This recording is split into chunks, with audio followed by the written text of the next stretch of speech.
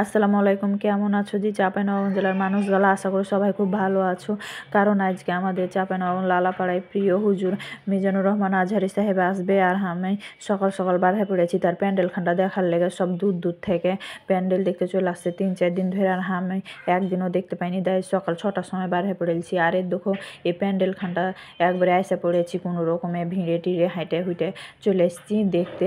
তো কত সুন্দর দেখে জি ভরে গেল প্যান্ডেলখানটা। আর এর দেখো এখানে করে বড় বড় পর্দা গেলা মানে প্রজেক্টর না কি কয় এগুলা টাঙ্গে রেখেছে, সব দেখবে এগুলাতে। তাও তো দেখে এক কথায় সব কিছু দেখে আসলে খুব সুন্দর লাগলো। এত বড় প্যান্ডেল আমি কোনোদিন দেখিনি।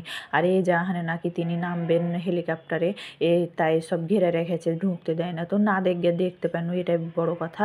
আর এই দেখো সব কিছু দেখে প্যান্ডেলে এত মানুষজন সকাল 6টার সময় দেখে আমি তো আর এক চিন্তায় আমার যেখানটা সুখে দিচ্ছে যে এত মানুষ আইসে উঠে বসবে জি 2টা 2:30 বাজতে বাজতে কী অবস্থা হবে আল্লাহ করে জানে। সব কিছু ভালো ভালো হয়, আমি দোয়াটাই করছি।